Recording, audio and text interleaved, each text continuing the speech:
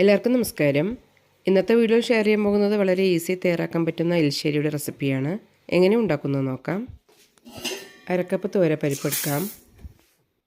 പരിപ്പ് കഴുകിയതിന് ശേഷം ഇതിലേക്ക് മത്തൻ്റെ കഷ്ണങ്ങൾ ചേർക്കാം. അരക്കിലോയിലും കുറച്ച് കൂടുതൽ കഷ്ണങ്ങൾ എടുത്തിട്ടുണ്ട്. ഇതിലേക്കൊരു അരക്കപ്പ് വെള്ളം ഒഴിക്കാം. 1/2 ടീസ്പൂൺ മഞ്ഞൾപ്പൊടി, ആവശ്യത്തിന് ഉപ്പ് ഇടാം.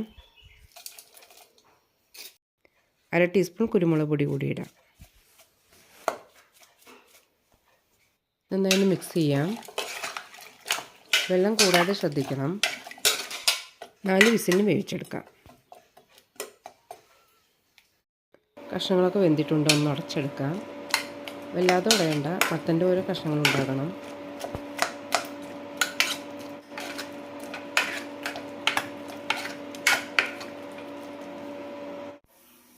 എലിശ്ശേരിക്കുള്ള അരപ്പ് കൂടി റെഡിയാക്കാം. അതിനായി 3/4 കപ്പ് തേങ്ങ എടുത്തിട്ടുണ്ട്. 3-4 പച്ചമുളക് എടുക്കാം. 1/2 ടീസ്പൂൺ ജീരകവും. കുറച്ച് വെള്ളമൊഴിച്ച് അരച്ചെടുക്കാം. നല്ല സ്മൂത്തായി അരയണ്ട, ചെറിയ തരിയോട് കൂടിയാണ് അരയ്ക്കേണ്ടത്.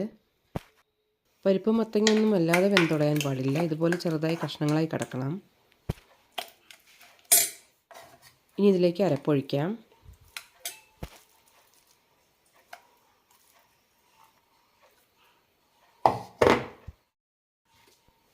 കാൽ കപ്പ് വെള്ളം കൂടി ഒഴിക്കാം. അതിനുശേഷം നന്നായി മിക്സ് ചെയ്തെടുക്കാം.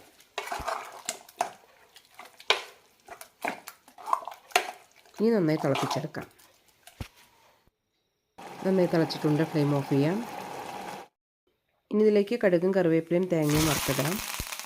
തേങ്ങ നന്നായി ചുവന്ന് കിട്ടണം. ഏകദേശം 1/4 കപ്പ് തേങ്ങയാണ് എടുത്തിരിക്കുന്നത്.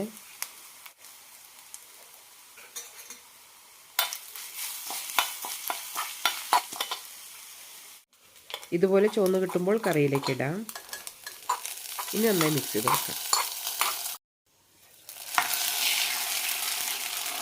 വളരെ ടേസ്റ്റിയായി മത്തൻ എലിശ്ശേരി റെഡി ആയിട്ടുണ്ട്. ഈ ഓണത്തിന് ഇതുപോലെ ഒന്ന് ട്രൈ ചെയ്ത് നോക്കൂ.